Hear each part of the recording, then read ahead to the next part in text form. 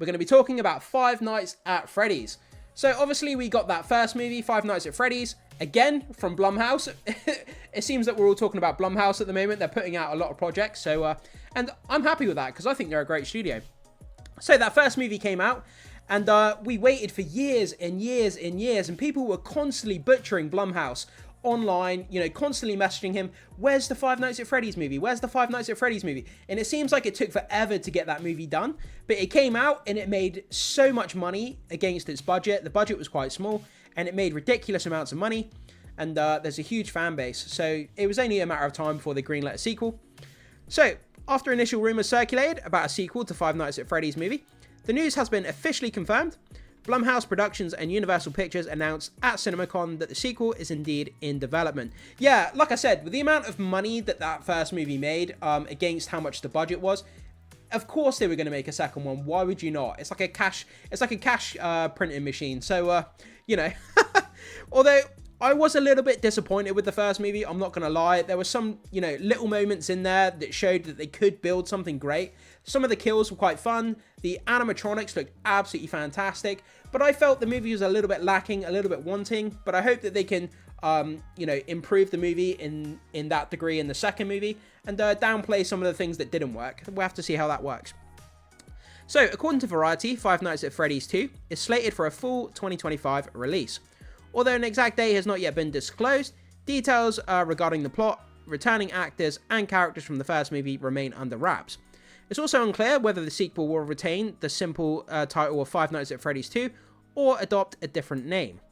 So despite the lack of specifics, fans are eager for more of the franchise's lore explored in this cinematic setting, can anticipate the sequel's arrival next fall. Yeah, so I know there's a lot of lore. Obviously, there's a lot of games out there. There's a huge fan base for the Five Nights at Freddy's, you know, IP and franchise. There's a lot of different games that go into a lot of different lore about, you know, what happens with these animatronics and the kids and all this kind of stuff. I haven't played all the games. I'm not going to pretend that I know everything about the lore because I don't. But I know there's an extensive lore, and I know there's a lot of people that love this franchise. And I think, you know, if they put out a sequel, I'm pretty sure it's going to make a lot of money again. And I can see this franchise playing off into the future. If they continue to do it well, you know, the fans will keep showing up. So, quote, I know they're in the process right now of nailing down the story, and they want to get going as soon as possible. Original Five Nights at Freddy's movie star, Josh Hutcherson, who played the security guard Mike Schmidt, told Variety in January about a sequel. Obviously, the fans are amazing and die hard. For me to be a part of it was so cool and phenomenal. In a previous interview from December, co-star Mathew Lillard, who played the villain William Afton, added, I don't know if it's going to be greenlit. It certainly hasn't been greenlit for me, but the expectation is that they will be making more, and in success, it's Hollywood. They'll make a lot more, so that's exciting. Yeah, obviously in Hollywood, it's all about money. A lot of the time as movie fans, we forget that money actually plays into these movies. They don't just make them for the sake of it. They make them to make money. And when a movie comes out and it does great and it makes a lot of money compared to the budget that it costs to make the thing, obviously they're going to keep making the movies until, you know, they get diminishing returns or until a movie bombs. So, you know, that's what Hollywood does.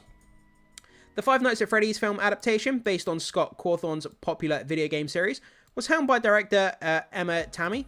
Cawthon collaborated on the screenplay with Tammy and Seth Kudbak, while also serving as a producer alongside Jason Blum. Yeah, this is what I mean. So this is obviously one of the pictures here from the movie. The animatronics were absolutely on point. They looked fantastic. They looked about as good as you could possibly do in a movie. But like I say, I find that the movie was a little bit lacking, a little bit wanting. There were some lull periods in the middle where, you know, things just weren't happening. And some of the things going on, there was like exposition dumps. There was a policewoman who showed up halfway through the movie. She shows up, talks to the main character, the security guard, and she does this massive exposition dump and kind of just lays out everything. And it's a little bit lacking, like I said, but I feel that they can improve it going into the second one. But if you did enjoy that first movie and you thought it was great, then all the more power to you guys. So the star-studded cast includes Josh Hutcherson, Elizabeth Lale. Guys, I'll just let you read the cast list here because I'll butcher the names again. Obviously, Matt Pat was in it as well, which is quite surprising to see. It was great to see Matt Pat in there. He was a waiter, and he said his classic line in the movie, which is kind of cool.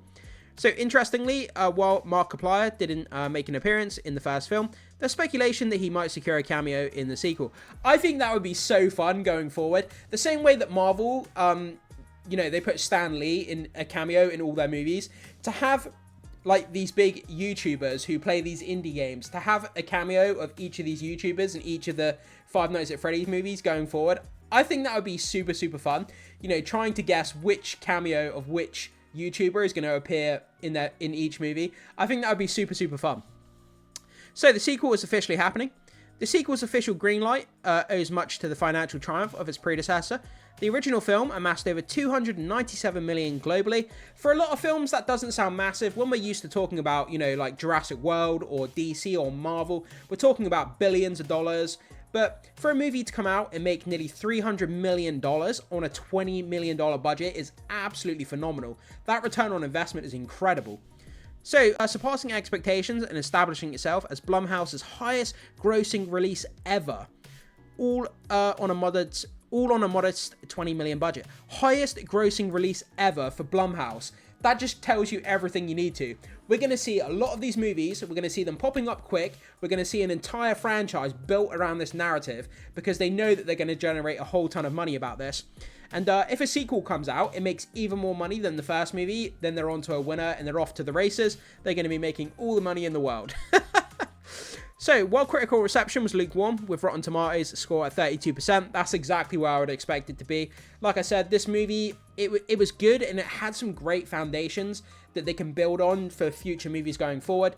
But this movie was a little bit shaky in some places. It was a little bit lacking and wanting.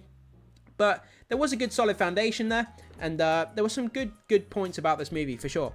Audience's acclaim soared with an impressive 87 score.